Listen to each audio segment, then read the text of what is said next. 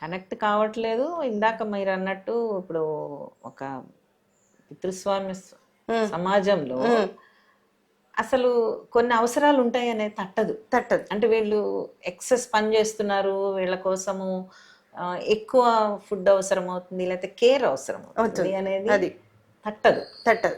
So తట్టనప్పుడు అయితే పురుషుడికి తట్టదు అనుకోండి, మరి స్త్రీలు నేర్చుకోవాలి కదా. ఇప్పుడు పాతకాలం స్త్రీలు అయితే వాళ్ళు చదువుకోలేదు.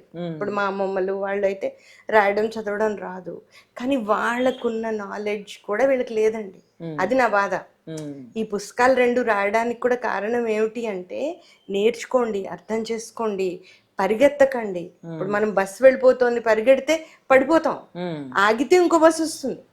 సేమ్ లైఫ్ కూడా అంతే కదండి. ఒక ఆపర్చునిటీ పోతే ఇంకో ఆపర్చునిటీ వస్తుంది. అది కంగారు పడకూడదు. ఎవరో నన్ను కామెంట్ చేస్తారు, ఎవరో నన్ను ఏదో అన్నారు, ఈ ఉక్రోషాలు వదిలేసి అసలు నా శరీరంలో ఏం జరుగుతోంది, ఎందుకు ఈ పరిస్థితి వచ్చింది, ఈ పరిస్థితికి కారణాలు ఏంటి, అది సోషల్ గా ఉందా, లేకపోతే ఎకనామికల్ కారణాలా, ఆరోగ్యపరమైన కారణాల అన్నది. ఇందాకొచ్చిన నేను బ్యాక్ ఎక్ కేసు చూస్తే, అమ్మాయి చదువుకున్న అమ్మాయి, 2 ఇంజనీర్స్, సంపన్నమైన కుటుంబం, అక్కడ సంపదతో ఇష్యూ లేదు, అయితే అవగాహన లేదు, అప్లికేషన్ లేదు. మీరు చెప్పినట్టు ఇప్పుడు అంటే ఇందాక మీరు అన్నారు, అంటే ఇప్పుడు పీరియడ్స్ దగ్గర నుంచి, అంటే బహిష్టు దగ్గర నుంచి మెనోపాజ్ వరకు అనుకుంటే కనుక అసలు అంటే అవగాహన పెరిగినట్టు కనిపిస్తుంది ఒక పక్కన, ఇంకొక పక్కన అవగాహన లేకపోవడం కూడా బాగా కనిపిస్తుంది. మెడిసిన్ అన్నది ఒక ప్రాక్టికల్ సైన్స్ అండి. దానిలో అనుభవం ప్రధానం.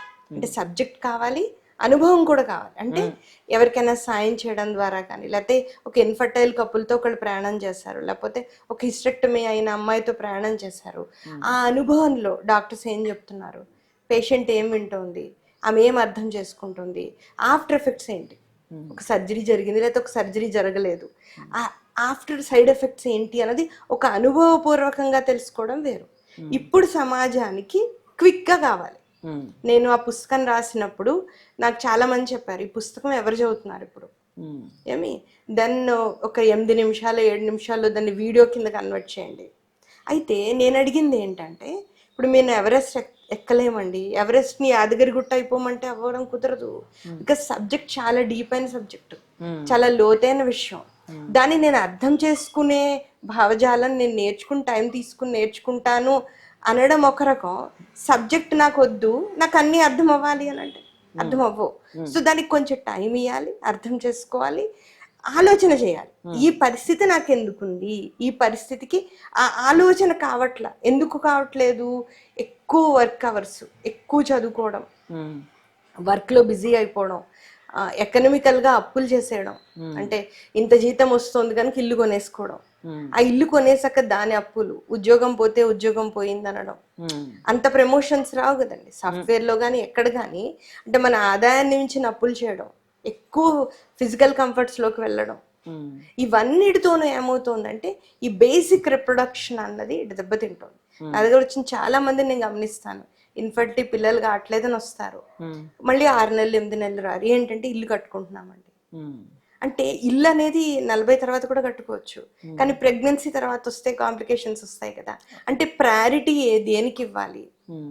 ఇంకోటి, చాలా మందికి ఈ ప్రెగ్నెన్సీ డెలివరీ లాగే ఇన్ఫర్టిలిటీ కూడా, పిల్లలు కాకపోవడం కూడా, వైద్యం కూడా కొనే వస్తువులాగా. నేను కొనుక్కుంటే నేను ఇంత డబ్బులు పెడితే నాకు అయిపోతుంది కాదు. ఇప్పుడు ఇందాక మీరు ఒక మాట చెప్పారు, ఐవీఎఫ్ అనేది టెక్నాలజీ, వైద్యం కాదు అని మాట చెప్పారు. కానీ చాలా మందికి అది ఒక వైద్యం అనేసుకుంటారు, అనుకుంటారు. అంటే ఈ అవగాహన మారటంలో ఎంత టైం తీసుకుంటుంది, అంటే వాళ్ళకి అర్థం కావటానికి? అంటే ఈ విషయాలండి జీవితం సరిగ్గా జీవిస్తున్న వాళ్ళు, ప్రేమగా, లేకపోతే అగ్రికల్చర్ బ్యాక్గ్రౌండ్ కానీ, కొంచెం సైన్స్, లైఫ్ సైన్సెస్ అంటే జీవశాస్త్రాలు వాళ్ళు అర్థం చేసుకుంటున్నారండి. ఈ సాఫ్ట్వేర్ రిలేటెడ్ కానీ, కొంచెం బిజినెస్ యాంగిల్ ఉన్న వాళ్ళు కానీ, అంటే నేను ఇది కొంటాను, ఇది అమ్ముతాను, ఇలా చేస్తాను, అలా చేస్తాను. ఒక ఫైనాన్స్ యాంగిల్ కానీ, ఫిజిక్స్ యాంగిల్, కెమిస్ట్రీ యాంగిల్ అనుకోండి, అవి రిజిడ్ సైన్సెస్. దాంట్లో ఇప్పుడు మీకు మ్యాథ్స్లో 1+1 2 కానీ బయాలజీలో కాదు. 1+1 2 అవ్వచ్చు, 4 అవ్వచ్చు. ఇప్పుడు మీకు హిప్పో క్యాంపస్ అని ఒక సీ హార్స్ అని ఒక ఫిష్ ఉంటుంది, మీరు గమనిస్తే ఆ ఫిష్ కి ఎన్నో లక్షల గుడ్లు పెడుతుందండి అది ఒక్క ప్రెగ్నెన్సీలో. అయితే మేల్ మోస్తుంది అలా.